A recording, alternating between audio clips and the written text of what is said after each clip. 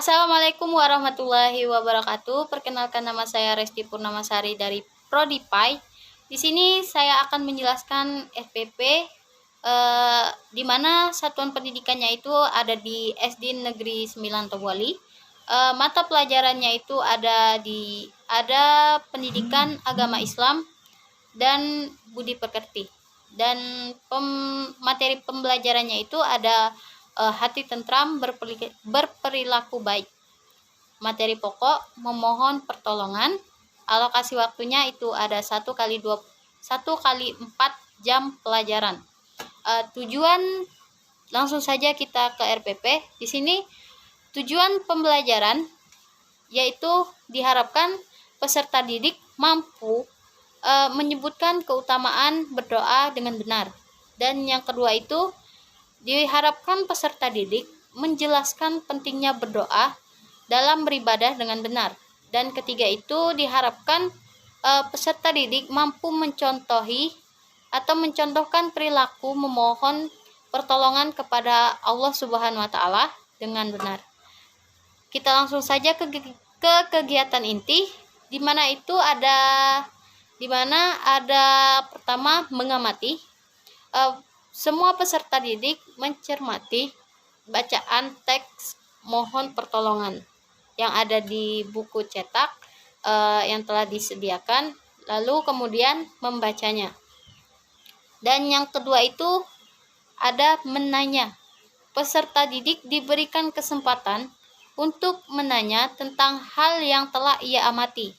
Kemudian apabila peserta didik mengalami kesulitan dalam pembelajarannya, maka pendidik memberikan bimbingan atau panduan atau stimulus agar peserta didik mencari tahu dengan cara menanya atau bertanya.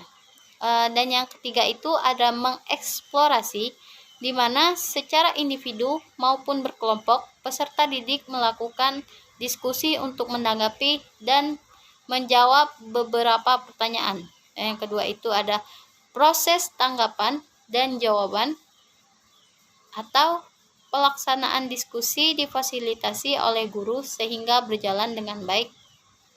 Dan yang ketiga itu peserta didik diklasifikasikan dalam beberapa kelompok atau dibagi kelompok.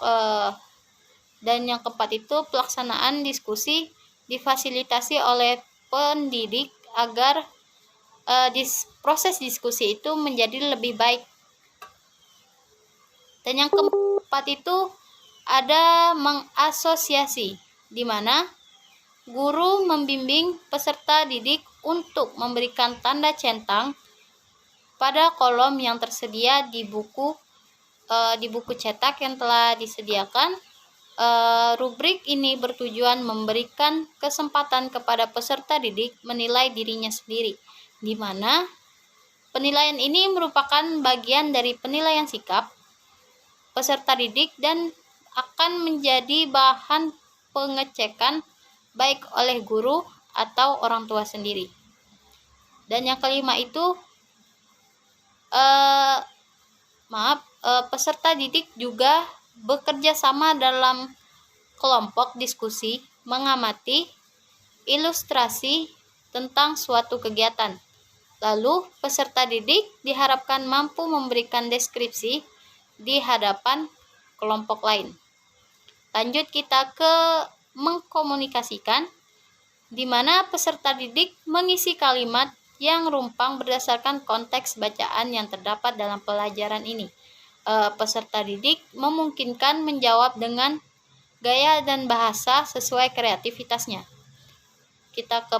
Lanjut kita ke penutup, di mana penutup di sini peserta didik membuat suatu kesimpulan dengan bantuan peserta didik, dan kemudian melaksanakan penilaian dan refleksi dengan mengajukan pertanyaan atau tanggapan peserta didik dari kegiatan yang telah kita laksanakan sebelumnya sebagai bahan masukan dan perbaikan langkah selanjutnya. Dan yang ketiga itu ada menutup pelajaran dengan berdoa dan mengucapkan salam. Di sini penilaiannya itu tentang atau assessment, di mana penilaian terhadap materi ini dapat dilakukan sesuai dengan kebutuhan peserta pendidik, yaitu dari pengamatan sikap, tes pengetahuan, dan presentasi, unjuk kerja atau hasil karya atau proyek atau rubrik penilaian. Mungkin itu saja yang dapat saya jelaskan. Terima kasih. Wassalamualaikum warahmatullahi wabarakatuh.